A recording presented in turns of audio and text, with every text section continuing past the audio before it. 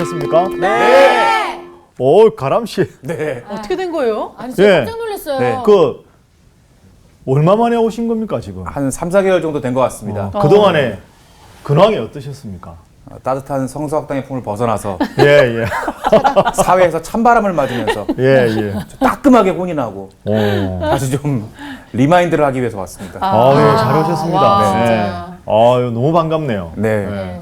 가람 씨가 오니까 윤종 씨도 더 더불어 환해졌습니다. 아니 맞아. 왜냐면 저도 집에서 거의 못 보다가 지금 여기서 보니까 너무 반갑네요.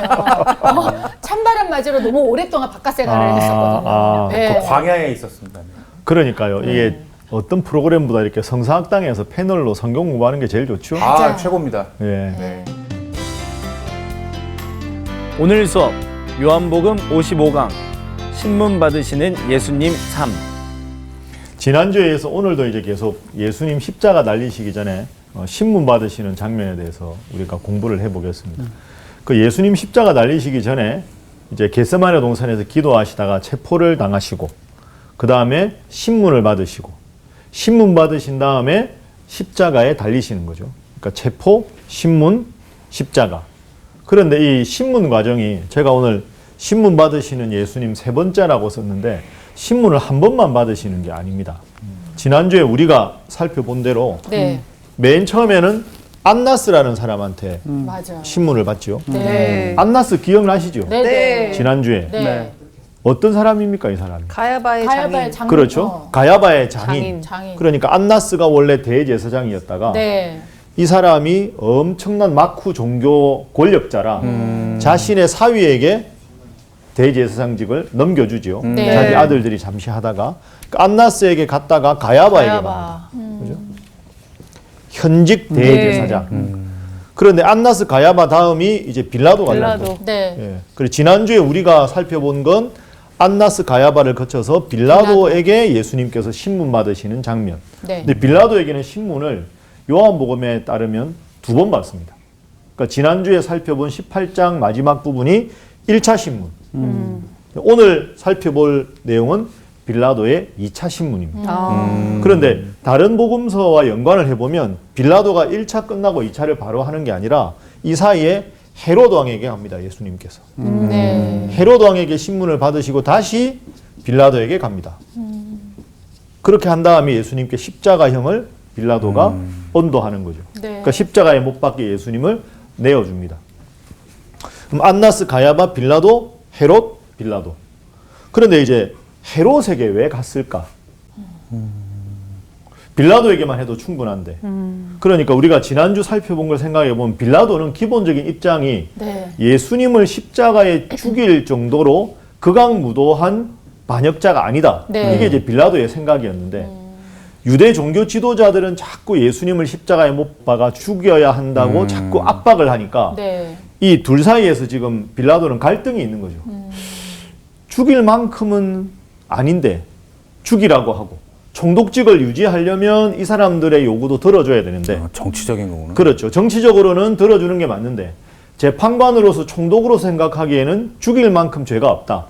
그러면서 약간 방황을 하거든요. 방황을 하면서 헤로드 왕에게로 보냅니다. 왜냐하면 빌라도가 로마 황제가 파견한 총독이기 때문에 그 유대는 식민지잖아요. 식민지 전체의 가장 중요한 정치적인 결정권자지만 총독은 임기가 있으니까 바뀔 수 있죠. 네. 그러면 식민지 이 유대 땅은 로마의 식민지 중에서도 이 다스리기가 아주 쉽지 않은 곳입니다. 첫 번째는 종교적 색채가 너무 강하고, 그러니까 율법을 너무 강하게 지키니까 로마 사람들 보기에는 이 종교적 색채가 너무 강하니까 로마의 관습과 종교적인 이 관습이 부딪히면 반발과 저항이 강한 곳이다. 네. 그리고 두 번째로 종교 지도자들의 권력이 강하다. 그 다음에 율법을 너무 혹독하게 지킨다. 그러니까 쉽게 말하면 총독 중에서도 이 유대 총독 자리가 좀 어려운 자리입니다. 그러니까 이제 지금 총독으로 와 있지만 종교 지도자들과 갈등이 생기니까 그러면 헤로드 왕에게 보내자. 왜냐하면 유대 땅 전체의 최고 책임자는 로마 총독이지만 총독이 모든 땅을 다 다스릴 수 없으니까 제일 중요한 예루살렘과 이쪽 거점에 총독이 주로 직할지로 다스리고 변방 지역이나 이렇게 소요가 날 만한 곳은 현지 왕들로 하여금 다스리게 하면서 이 왕이 이 총독의 관할 아래 있게 만드는 네. 시스템을 가지고 있었던 거죠. 그러면 갈릴리를 당시에 다스리던 사람이 헤롯 왕입니다. 예수님이 갈릴리 나사렛 출신이잖아요. 네. 그러니까 빌라도가 딱 꾀를 쓰는 거죠. 야, 내가 이럴 수도 없고 저럴 수도 없으니까 원래 나사렛 출신이니까 헤롯에게 보내가지고 헤롯이 판결을 하면 그냥 그걸 들어주는 모양새로 하면 내가 좀 이렇게 부담을 줄일 수 있겠다. 근데 헤롯에게 가서 도로 돌아옵니다. 헤롯이 판단을 안 하거든요. 그래서 오늘 드디어 빌라도가 2차 신문을 하게 되는 장면. 그게 이제 19장 1절부터 16절까지. 그 헤롯 왕은 여긴 안 나와요? 요한복음. 요한복음에는 안 나옵니다. 나와요. 그러니까 요한복음은 지금 지난주에 우리가 살펴본 대로 이 빌라도 앞에서도 당당한 예수님 이걸 아주 강하게 부각시키고 네. 십자가를 향해서 거침없이 나가는 모습이니까 어떻게 보면 좀 집중해서 모든 걸 자세하게 설명하기보다는 안나스 앞에도 당당하신 예수님, 네. 가야바 앞에서도 당당하고 심지어 총독 제일 권한이 높은 사람 앞에서도 당당하다는 걸 강조하는 그런 맥락에서 이 굳이 헤롯 왕에게 신문받은 장면까지는 소개하지 않는 거죠. 네. 자, 그러면 오늘 빌라도의 2차 신문 내용이 어떤지 지금부터 한번 살펴보도록 하겠습니다. 자, 19장 오늘 1절부터 16절까지인데요. 우리 요한 씨가 19장 1절 한번 읽어 주십시오. 이에 빌라도가 예수를 데려다가 채찍질하더라. 자, 빌라도가 예수님에게 채찍질을 합니다. 왜 채찍질을 했을까요? 이 둘 사이의 갈등. 네. 재판관으로서는 죽일 만큼 죄인이 아니라는 생각과 유대 종교 지도자들은 자꾸 죽이라고 하니까 유대 종교 지도자들과 무리들의 요구를 완전히 무시할 수는 없으니까 그러면 자기가 총독의 지위가 흔들릴 수 있으니까 애매한 타협책을 하나 만든 거죠. 죽이지는 않되 혹독한 고통을 줘서 이 사람들로 하여금 그래 뭐 십자가에 죽일 정도는 아니어도 총독이 우리 말을 들어줘서 저 정도 때렸으니까 된 거다. 이렇게 어정쩡한 타협책으로 19장 1절에 채찍질을 했다. 이렇게 되어 있습니다. 그리고 그것뿐이 아닙니다. 2절 보시죠. 군인들이 가시나무로 관을 엮고 그의 머리에 씌우고 자색 옷을 입혔다. 여기 가시는 우리나라 가시하고 좀 다릅니다. 우리나라 가시보다 훨씬 가시가 큽니다. 그리고 이 가시가 크기가 크고 크기가 크다는 말은 가시가 아주 깊이 바뀌면 엄청난 상처가 생기는 거죠. 그걸 이제 관을 엮어서 머리에 월계수처럼 만들어서 씌우는 겁니다. 푹 씌우면 그 큰 가시가 이마와 머리 부분에 박혀서 이렇게 피부 속으로 들어간 피가 이렇게 계속 나겠죠. 나겠네요. 피가 계속 머리 쪽에서 나는 거죠. 그러면 이제 눈으로 이렇게 들어가면서 얼굴 전체 피가 이제 물드는 거예요. 그 다음에 자색 옷을 입혔습니다. 왜 자색 옷을 입혔을까요? 자색 옷이 무슨 의미가 있을까요? 자색은 로마 황제가 입는 옷입니다. 네. 그 우리가 영화 같은 거 보면 로마 황제가 자색 망토 같은 거 하고 약간 붉은 융 그렇죠. 같은 거. 그게 자색. 그렇죠. 네. 그러니까 자색 옷을 입혔다라는 말은 조롱하는 겁니다. 조롱하는 거예요. 뭐 네가 왕이라며. 너 왕이 지금 이러고 당하는 게 네가 무슨 왕이냐. 이러면서 네가 왕이라니까 그냥 입혀는 주마 해서 아주 극도의 조롱과 모욕감을 느낄 수 있게 하기 위해서 자색 옷을 입힌 거죠. 그리고 그 다음에 보십시오. 3절. 수지 씨 한번 읽어주십시오. 앞에 가서 이르되 유대인의 왕이여 평안할지어다 하며 손으로 때리더라. 유대인의 왕이여 평안할지어다 하며 손으로 때렸다. 유대인의 왕이여 평안할지어다. 이것도 조롱이죠. 네. 그죠? 조롱하는 겁니다. 그 우리가 이렇게 유럽이나 이쪽 영화 보면 왕 앞에서 이렇게 막 왕이여 만세수를 하옵소서 뭐 이러잖아요. 영어로 이렇게 왕한테 하는 찬사가 Long live the king. 왕이여 만세수를 하옵소서. 뭐 Long live the queen 하면 여왕이여 만세수를 하옵소서 할 때 쫙 신하들이 도열해가지고 손을 이렇게 딱 들고 왕에게 경의를 표하는 그 장면의 반대 장면이 3절입니다. 유대인의 왕이여 평안할지어다라는 말은 왕이시여 만수무강하십시오 라는 식으로 도열을 해놓고는 뭘 합니까? 손으로 예수님을 때리는 거죠. 극도의 모욕을 느낄 수밖에 없는 이런 장면을 연출한 겁니다. 자, 왜 이렇게 했느냐? 4절의 이유가 나옵니다. 윤정식 4절 한번 읽어주십시오. 네. 빌라도가 다시 밖에 나가 말하되 보라, 이 사람을 데리고 너희에게 나오나니 이는 내가 그에게서 아무 죄도 찾지 못한 것을 너희로 알게 하려 함이로라 하더라. 그렇죠. 이게 빌라도의 고도의 정치적인 계산입니다. 그러니 지금 예수님 가시관을 쓰셨으니까 머리에 피가 나고, 그죠? 머리에 피가 나면 얼굴로 이렇게 피가 막 흘렀을 거 아닙니까? 그러면 채찍질을 당했으니까 보이는 부분에 채찍 흔적이 생기고, 그러면 이제 손발이나 가슴 이런 데도 피가 좀 배어 있을 거고, 그리고 자색 옷을 입히고, 여러 대 맞았고, 그런 장면으로 예수님을 사절해 보면 사람들 앞에 딱 보이는 겁니다. 그럼 사람들이 동정심을 가지고, 어머, 불쌍하다 그래도. 예수 싫어하지만 너무 불쌍하다. 완전히 피가 그냥 온몸에 다 배어 있고, 아유, 저 정도면 되지 않냐. 이제 이런 반응을 빌라도가 기대한 거죠. 그래서 사절에 보면, 보라, 이 사람을 데리고 너희에게 나왔다. 한번 봐라. 이 정도면 예수에 대한 철저한 심판과 모욕은 충분하지 않느냐. 이걸 기대하고 네. 말한 겁니다. 이는 내가 그에게서 아무 죄도 찾지 못한 것을 너희로 알게 하려 함이로라. 죄가 없지만 당신들이 이 예수를 처벌하라고 하니 내가 이 정도까지 처벌했다.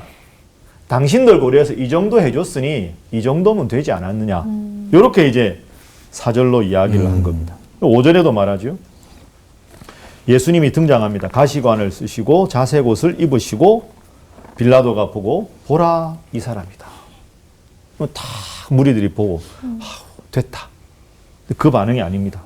6절 가람씨 한번 읽어주십시오. 6절. 네. 대제사장들과 아랫사람들이 예수를 보고 소리질러 이르되 십자가에 못 박으소서 십자가에 못 박으소서 하는지라. 빌라도가 이르되 너희가 친히 데려다가 십자가에 못 박으라. 나는 그에게서 죄를 찾지 못하였노라. 빌라도 마음이 읽어지죠. 빌라도가 지금 당황한 겁니다. 화도 나고 짜증도 나고. 이 정도 했는데도 보십시오. 6절에 대제사장들이 종교 지도자들을 고려해서 채찍질도 하고 이 정도 했는데 이 사람들은 완강하지요. 십자가에 못 박으소서 십자가에 못 박으소서. 빌라도가 화가 났습니다. 그러면 십자가 못 박으라고, 야 너희들 마음대로 해라 이렇게 말하는 겁니다. 너희가 친히 데려다가 십자가에 못 박으라. 나는 그에게서 죄를 찾지 못하였노라. 그러니까 지금 빌라도는 야, 이 정도까지 내가 했는데 총독이 너희들 밤에 나한테 와서 새벽에 뭐 재판하라 그래서 다 해주고 너희들 원하는 대로 다 들어주고 신문도 2번이나 하고 이 정도 모욕을 줬는데 그래도 죽이라고? 마음대로 해 그럼. 이 빌라도가 지금 짜증이 난 거죠. 그런데 7절 보십시오. 유대인들이 또 대답합니다. 유대인들이 대답하되 우리에게 법이 있으니 그 법대로 하면 그가 당연히 죽을 것은 그가 자기를 하나님의 아들이라 함이니이다. 자기를 하나님의 아들이다라고 말한 건 신성모독이죠. 신성모독. 그죠? 네. 하나님의 아들은 하나님은 신이신데 자칭 내가 하나님의 아들이다. 너 요셉과 마리아의 아들 아니냐 이렇게 생각하는데 이렇게 말하니까 저 하나님이 아버지라고 말한 저 예수는 신성모독했다. 신성모독했기 때문에 7절에 보면 당연히 우리의 종교법대로 하면 예수는 죽여야 한다. 그러니까 다시 죽여야 한다는 걸 강조하는 거죠. 그럼 죽이면 되잖아요. 사도행전에 보면 스데반이 설교했을 때 화나서 스데반 죽였잖아요. 기억나십니까? 네. 기억나시죠? 네. 돌로 쳐서 스데반을 죽입니다. 네. 네, 찾아보시죠. 네. 모르시는 듯합니다. 사도행전 스테반 7장. 죽은 건 아는데. 예. 사도행전 7장 보시죠. 스데반 설교를 하고 돌로 막 맨 바울도 마지막에 있었잖아. 보시죠. 예. 바울이 뭐 맞지 그렇죠. 않았나? 7장 57절. 그들이 큰 소리를 지르며 귀를 막고 일제히 그에게 달려들어 성 밖으로 내치고 돌로 칠세. 돌로 치고 나니까 59절에 스데반이 순교당했습니다. 네. 네. 뭘로 스데반을 죽였습니까? 돌로 쳤습니다. 네. 그러면 지금 스데반이 종교적으로 설교한 것만 가지고도 화가 나서 회개하라고 하니까 돌로 쳐서 죽였잖아요. 그러면 유대인들 입장에서는 돌로 쳐서 죽이면 되는 겁니다. 그런데 왜 굳이 로마 총독에게 와서 십자가에 못 박으라고 했을까요? 화나면 자기들이 죽이면 되는데. 그렇죠? 그러니까 7절에 말했잖아요. 우리에게 법이 있다. 우리 법대로 하면 그는 당연히 죽어야 한다. 왜? 신성 모독했으니까. 네. 나를 본 자는 아버지를 본 자다. 나는 구원자다. 하나님의 아들이다. 그럼 신성 모독으로 돌로 쳐서 죽이면 되는데 왜 굳이 빌라도에게 와서 십자가에 못 박으라고 했을까? 그냥 돌로 쳐서 죽이지 않는 이유가 있습니다. 이것도 정치적인 거 아닌가요? 정치적인 거죠. 이 사람들의 고도의 정치적 술수가 하나 숨어 있습니다. 한번 성경 한번 찾아보시죠. 자, 신명기 한번 보시죠, 여러분. 신명기. 신명기로 가네. 구약 성경 신명기 21장 23절. 아, 이거 그때도 그렇죠. 지난번에도 한번 읽었어요. 찾아보았던 네. 구절입니다. 수지 씨 한번 읽어 주십시오. 그 시체를 나무 위에 밤새도록 두지 말고 그 날에 장사하여 내 하나님 여호와께서 내게 기업으로 주시는 땅을 더럽히지 말라. 나무에 달린 자는 하나님께 저주를 받았음이니라. 이게 결정적인 겁니다. 아, 나무에 달린 자는 하나님께 저주를 받았다. 그러니까 돌로 쳐서 예수를 죽이는 것보다 십자가라는 나무에 달면 사람들이 뭐라고 볼까요? 저주받았다. 하나님의 저주를 받았다. 아예 공개적으로 그렇게 그냥. 그렇게 된 거죠. 아주 정확하게 보셨어요. 그러니까 돌로 죽이면 우리가 죽인 것 같잖아. 그렇죠. 십자가에 예수님을 못 박아라. 그것도 빌라도 로마 총독의 허락을 받아서 십자가에 죽인다는 건 고도의 정치적인 계산이 있습니다. 첫 번째는 방금 신명기 말씀에 따라서 예수는 하나님의 저주를 받아 죽은 자다. 받은 자다. 이게 객관적으로 유대인들에게 증명이 되는 거죠. 네. 그렇게 해야 두 번째, 무리들의 반발을 안 살 수 있습니다. 방금 정확하게 말씀하셨는데 스데반처럼 만약에 돌로 쳐서 죽이면 예수님을 따르던 무리들이 저 예수는 순교자다. 네. 저 예수를 죽이다니. 종교 지도자들 척결하자. 이렇게 나갈 수 있으니까 네. 율법에 따르면 예수는 저주를 받아서 십자가에 죽었다. 나무에 달렸다. 그리고 이렇게 해야 무리들이 예수님을 따르는 무리들의 반발을 최소화할 수 있다. 세 번째, 종교 지도자들인 자기들도 이 사람들이 율법을 아주 중요하게 여기는데 율법에 따라서 우리는 아무런 잘못도 저지르지 않았다. 하나님의 율법에 따라서 우리는 정당하게 한 것이다. 네 번째, 이것은 우리뿐 아니라 로마의 총독 빌라도도 보기에 극악무도한 자였기 때문에 십자가에 죽였다. 최종적으로 그를 십자가에 내어준 것은 우리의 책임이 아니라 빌라도의 책임이다 하면서 슬쩍 면피하는 거죠. 그러니까 이 네 가지 이유로 반드시 빌라도의 사형 언도에 따라서 예수님을 십자가에 못 박아야 자신들의 종교 권력을 그대로 유지하면서 무리들의 반발도 최소화하고 예수님만 싹 죽여 없앨 수 있는 거죠. 와. 이 고도의 정치적인 계산이 아, 근데 계산은 진짜 완벽하네요. 나름. 네, 나름. 여기까지는 성공했는데 네. 예수님이 십자가를 딛고 부활하셨으니까 그러니까. 모든 게 깨져버려요. 네. 그러니까 이 십자가라는 건 사실은 이런 무서운 게 숨어 있습니다. 그래서 우리가 예수님의 고난 이야기를 읽을 때도 이렇게 볼 이유가 있는 거죠. 그리고 또 한 구절 한번 보시죠. 네. 지난번에 우리가 살펴본 장면인데요. 요한복음 18장 가보시면 18장 28절 우리가 얼마 전에 공부했는데 네. 이제 안나스에게 갔다가 가야바에게 가서 빌라도에게 갈 때 18장 28절 빌라도가 있는 관정으로 끌고 갔을 때가 새벽이었습니다. 네. 그래서 29절에 빌라도가 밖으로 나가서 너희가 무슨 일로 이 사람을 고발하느냐라고 물었잖아요. 네. 그때 30절에 뭐라고 대답하느냐. 대답하여 이르되 이 사람이 행악자가 아니었다면 우리가 당신에게 넘기지 아니하였겠나이다. 분명히 예수님을 행악자라고 고발했습니다. 네. 그런데 지금까지 본 대로 예수님의 행악의 내용이 없습니다. 그죠? 네. 악을 저질렀습니다 했으면 무슨 악이냐라고 말해야 되는데 그 악은 지금까지 말을 못하는 거죠. 그렇게 보면 이 사람들은 처음부터 예수님을 십자가에 죽이려는 것은 이런 고도의 정치적인 술책에 의해서 행악자라고 말하면서도 악을 이야기하지 않고 우리는 하나님의 아들이라고 말하는 게 기분 나빠서 죽이려는 겁니다. 이게 자기 말을 자기 스스로가 뒤집는 악을 행한 게 없으니까. 빌라도에게 악을 행한 게 없는데 데려온 것 자체가 모순이 되는 거죠. 네. 그러니까 그런 맥락에서 지금 쭉 이야기가 전개가 되고 있습니다. 자, 계속 보겠습니다. 8절. 빌라도가 이 말을 듣고 더욱 두려워하였다. 왜 두려워했을까요, 빌라도가? 여러분 생각에 빌라도가 두려워한 이유가 뭘까요? 근데 일단 진짜 그 악한 행동을 하지 않았다는 게 자꾸 자기가 생각이 들었을 것 같은. 그러니까 빌라도 입장에서도 이게 참 곤혹스러웠을 겁니다. 그랬을 거예요. 이 정도 뭐 가시관 씌우고 자색 옷 입히고 이 정도 채찍질하면 괜찮아지겠지 했는데도 계속 십자가에 죽이라고 하니까 도대체 내가 만난 예수는 죄가 없는데 네. 그럼 도대체 이 사람이 진짜 하나님의 아들인가? 이 사람 진짜 대단한 사람인가? 그 예수님 보니까 예수님의 어떤 영적 권위에 대한 두려움도 생기고 네. 내가 이걸 잘못 처리하면 저 종교 지도자들하고 등지게 되면 총독의 자리가 위태로워질 것 같다는 부담도 있고 그 다음에 또 하나 마태복음 27장에 보면 빌라도 아내가 말하잖아요. 간밤에 꿈 꿨는데 여보 저 예수가 의로운 사람이야. 당신 조심해. 아니 그러니까 이게 빌라도 입장에서는 내줄 수도 없고 이 사람들은 부담스럽고 아내도 꿈 꿨다 그러고 신문하니까 죄는 없고 그러니 이 상황 자체가 압도적인 두려움으로 다가온 거죠. 네. 내가 어떻게 해야 될지를 모르겠다. 이제. 진짜. 그러니까 지금 아휴. 빌라도가 두려워합니다. 맞아.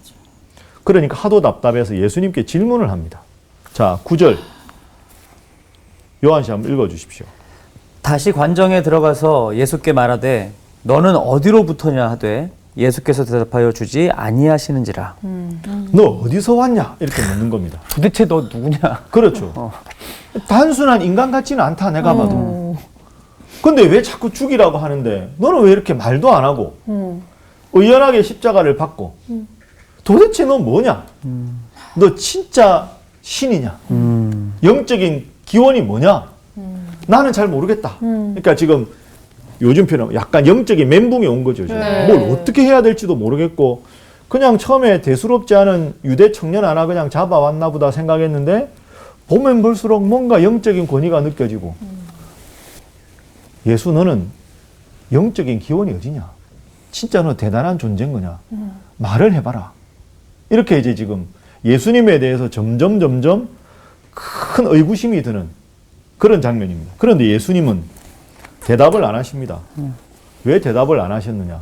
지금까지 수차례 신문을 통해서 예수님 하실 말씀을 다 하셨고 그리고 빌라도가 지금 묻는 게 예를 들어서 니고데모가 밤에 예수님 찾아와서 예수님 하고 뭔가 구도자로서 진리에 대한 관심이 있는 게 아니잖아요. 네. 정치적으로 뭔가 타협안을 만들려고 하는데 자기 뜻대로 안 돼서 지금 혼란한 상태니까 너 도대체 뭐냐? 이게 예수님 당신은 누구십니까? 저에게 가르침을 주시면 저도 한번 귀담아 들어보겠습니다. 이런 태도가 전혀 아니거든요.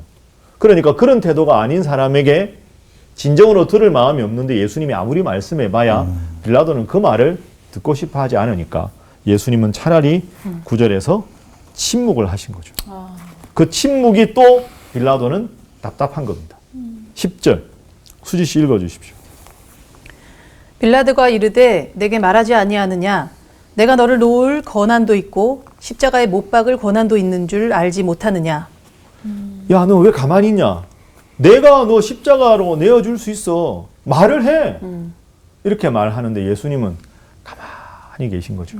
그리고 드디어 한마디를 하십니다. 11절 가람씨 한번 읽어주십시오. 예수께서 대답하시되 위에서 주지 아니하셨더라면 나를 해할 권한이 없었으리니 그러므로 나를 내게 넘겨준 자의 죄는 더 크다 하시니라. 그러니까 지금 10절에 빌라도는 내가 너를 놓을 권한도 있고 십자가에 못 박을 권한도 나에게 있다. 내가 총독이다. 내가 최고 권력가다. 이렇게 말을 한 것이고 예수님은 11절에 야, 하나님이 계획하시고 하나님이 허락해야 내가 십자가에 죽는 것이고 하나님이 허락해야 당신을 통해서 이 모든 일이 이루어지는데 당신 위에 하나님 계신데 너가 최고 권력자라고 그 말에 대해서 말을 위에서 하나님께서 주지 아니하셨더라면 나를 해할 권한이 없는 것이다. 그리고 빌라도 당신보다 당신에게 나를 넘겨준 사람 누굽니까? 제자 그렇죠. 종교 지도자들 네. 안나스, 가야바 이런 사람들 네, 네. 그 사람들의 죄가 더 크다.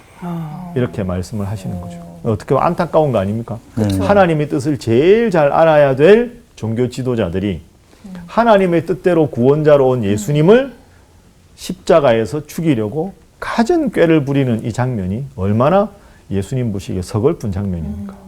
자, 예수님께서 이렇게 대답하셨을 때 12절 우리가 지난주에도 살펴봤는데요. 결정적인 구절입니다. 자, 윤정 씨 한번 읽어주십시오. 이러함으로 빌라도가 예수를 놓으려고 힘썼으나 유대인들이 소리질러 이르되 이 사람을 놓으면 가이사의 충신이 아니니이다. 무릇 자기를 왕이라 하는 자는 가이사를 반역하는 것이니이다. 그렇죠. 빌라도가 예수를 놓으려고 힘썼으나 이건 재판관으로서의 양심. 그런데 왜 예수님을 십자가에 못 박으라고 내어주었느냐? 그 이유는 유대인들이 이 사람을 놓으면 예수를 십자가에 못 박게 허락하지 않으면 당신은 가이사의 충신이 아닙니다. 이 말에 아차 싶었던 거죠. 네. 그러니까 자신의 재판관으로서의 양심, 재판관으로서의 양심과 부딪히는 것이 자신의 출세, 그렇죠. 요 두 개가 딱 부딪힌 겁니다. 지금. 양심으로 봐서는 예수님 십자가에 죽일 죄가 없다. 그런데 당신 예수를 십자가에 못 박게 내어주지 않으면 가이사의 충신이 아닙니다. 가이사가 로마 황제 아닙니까? 야, 로마 황제가 나를 임명했는데 내가 이 건 잘못 처리해서 유대 종교 지도자들과 척을 지게 되면 황제가 알고 야, 저 빌라도 어떻게 총독 잘 못해서 저렇게 시끄러우냐? 야, 그만두게 해라. 이러면 큰일 나니까 이 둘 사이에서 출세를 위해서 양심을 저버리고 십자가에 예수님을 내어주게 되는 거죠. 예. 목사님 저는 좀 그때 정치적인 환경이라고나 할까 그런 게 좀 궁금한 게요. 예, 예. 어쨌든 로마가 지금 그 지배를 하는 식민지인 거잖아요. 그러니까 유대인들이 식민지 말하자면 그렇죠. 그런 거고, 그렇죠? 예, 예. 로마인들이 이제 지배를 하는 거고. 예, 예. 그러면 그때 그 유대 종교 지도자들이나 이런 그 말하자면 유대인들 이 식민 지배를 받는 계층에서는 그 로마 자체를 부정하는 사람들이 없었나요? 이런 식민 지배에 대해서? 부정하는 사람들이 있었죠. 부정하는 사람들 중에서 로마의 식민지 지배에 항거하는 사람들 중에 가장 대표적인 게 젤롯당 같은 사람이고요. 네. 그 다음에 이제 우리가 18장에서 보면 예수님이 계시고 바라바라는 죄인이 있었는데 빌라도가 예수 내어줄까 바라바 내어줄까 할 때 바라바를 내어달라 이렇게 해서 바라바가 풀려나가잖아요. 이 바라바 같은 사람은 로마의 식민 지배에 무력으로 항거하는 사람. 그러니까 로마의 정부 요인들 우리말로 암살하고 하는 사람들. 이 사람인 거죠. 그런데 문제는 지금 대제사장들은 다 친로마 세력 아닙니까? 예, 예, 예. 로마 식민지 지배에 대해서 거들어주니까 서로가 서로를 위임하는 그죠, 위임하는 관계잖아요. 그러니까 무리들은 예수님을 따르니까 무리들이 자기를 지지하게 하려면 예수를 죽여버려야 되는 거죠.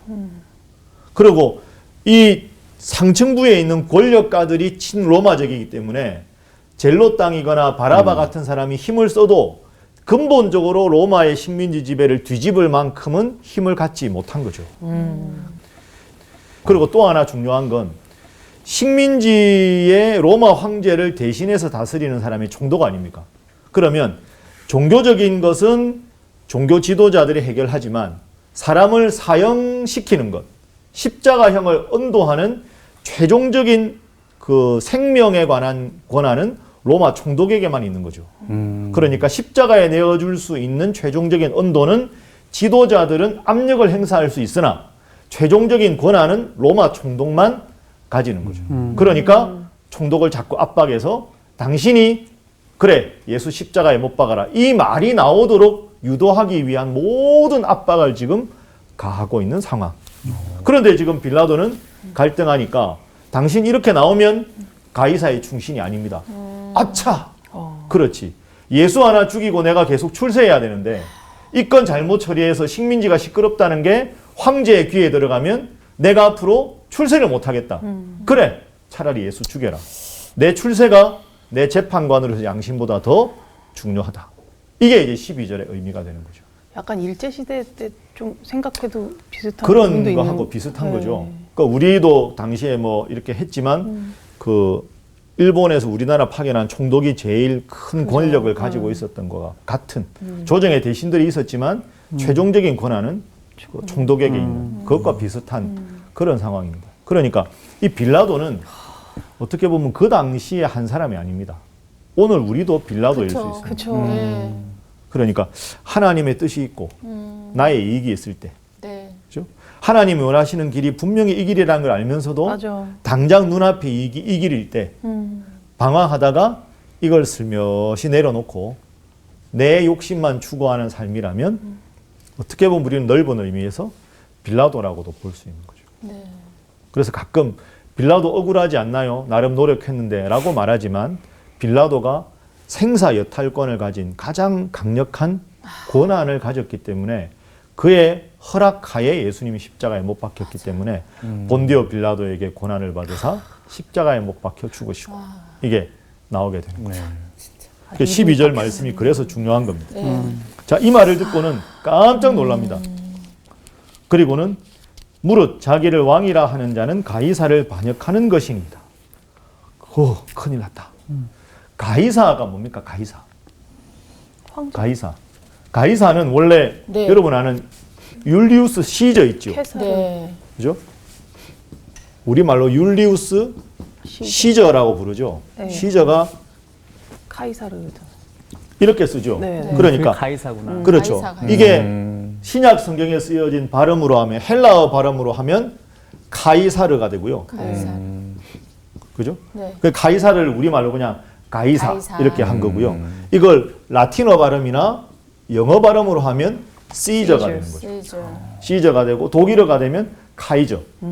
러시아에 가면 짜르.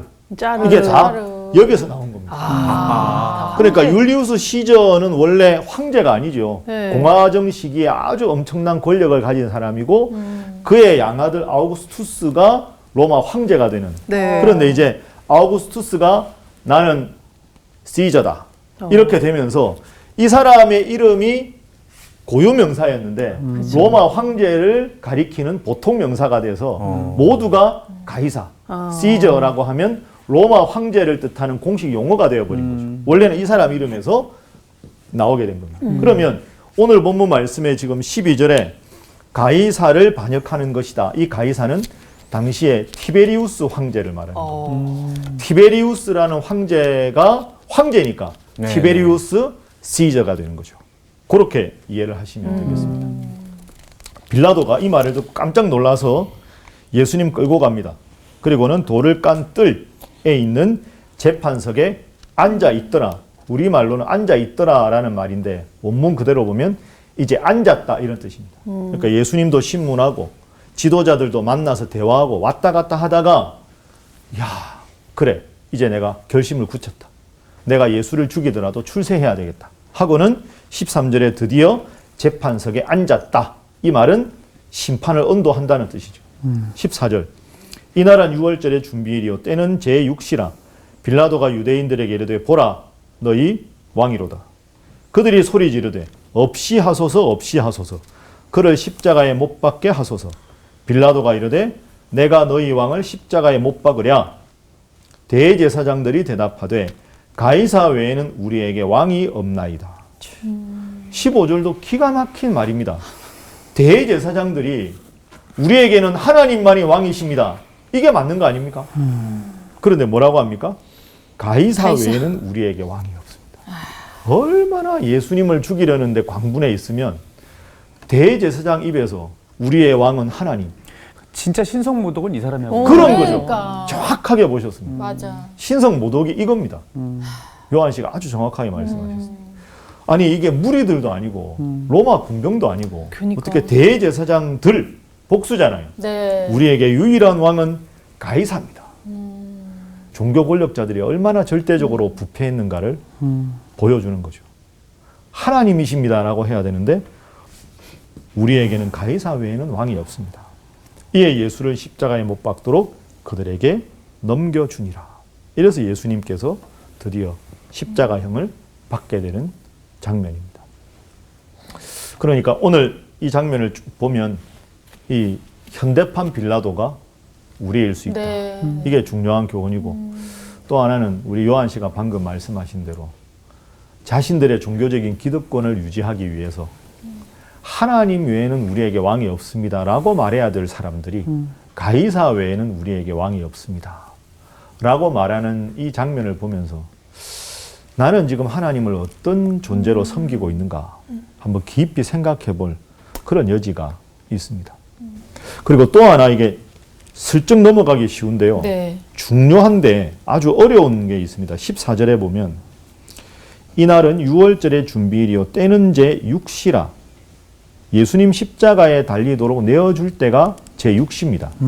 그런데 관주 성경에 보면 네. 이 6시를 낮 12시라고 되어 있습니다. 네. 낮 12시. 그러면 예수님 십자가에 달리신 게 요한복음에 따르면 정오 12시 아닙니까? 여러분 교회에서 배울 때 예수님 십자가에 달리신 게 몇 시라고 배우셨습니까? 오전 9시. 9시. 네. 다른 복음서에 따르면 오전 9시에 십자가에 달리셨다가 오후 3시에 운명하시거든요. 네. 네네. 시간이 다르잖아요. 오전 9시에 달리셨는데 여기 보니까 제 6시면 정오거든요. 썸머 타임즈를 실시해서 시간을 이렇게 좀 빼고 이렇게 보셨나요? 기발한 발상입니다. 아, 근데 이게 다른 복음서와 쭉 연관해 보면 사실은 오전 9시가 맞습니다. 그런데 이 두 가지 의미가 있는데요. 첫 번째는 우리식으로 우리는 보고 뭐 몇 시, 몇 분, 몇 초 이런 당시 시간 개념이 그 사람들에게 없었기 때문에 밤이었다, 뭐 낮이었다, 뭐 날이 밝았다, 뭐 이 정도 시간 개념이라 우리가 보는 3시간의 시간 차가 그 사람들에게는 별로 중요하지 않았다. 이런 게 있고 또 하나 중요한 의미는 예수님이 지금 십자가에 달려 돌아가시는 게 요한복음 전체로 보면 예수님은 우리의 죄를 위해서 십자가에 돌아가신 거잖아요. 네. 네. 그러면 예수님이 우리 죄를 위해 십자가에 돌아가셨다는 것의 구약의 가장 중요한 근거가 유월절에 어린 양을 잡잖아요. 네네. 그래서 우리가 출애굽할 때 보면 어린 양의 피를 문설주와 좌우 임방에 바르면 천사가 그 집은 피를 보고 넘어가고 네. 그 피를 바르지 않은 애굽 사람들의 집에서만 곡하는 소리가 났죠. 그러면 유월절 명절에 어린 양을 잡는 시간이 정오입니다. 아. 그래서 지금 요한은 의도적으로 이렇게 쓰는 겁니다.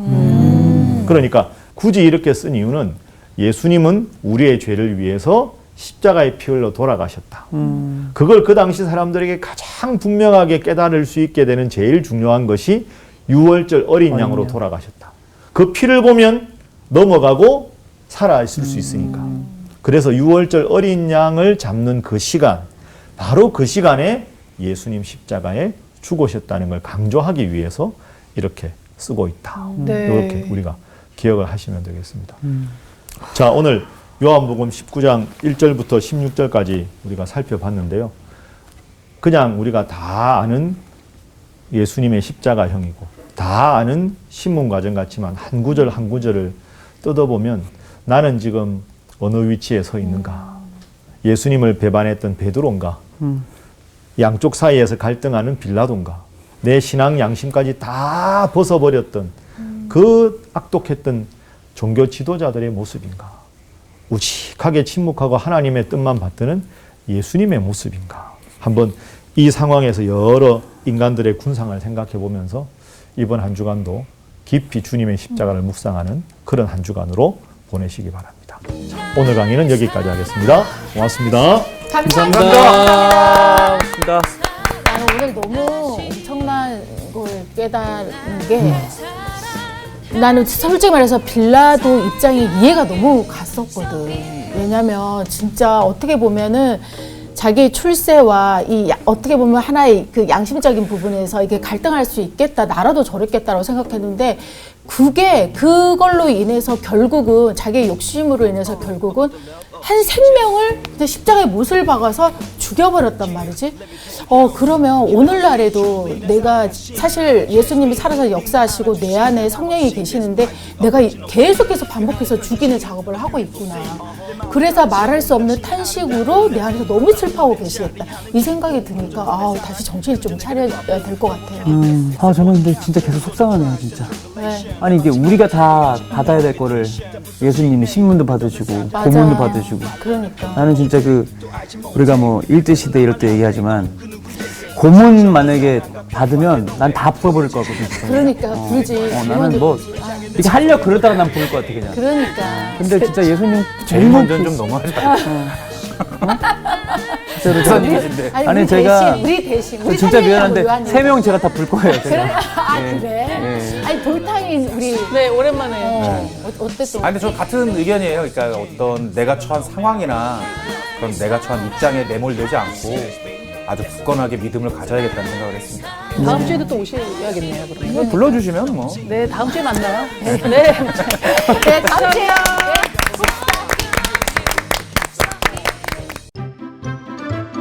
이번 주 퀴즈입니다. 안디옥 교회에서 전도 여행을 위해 파송한 두 사람은 누구인가요? 1번 베드로와 요한, 2번 바나바와 사울, 3번 야고보와 빌립.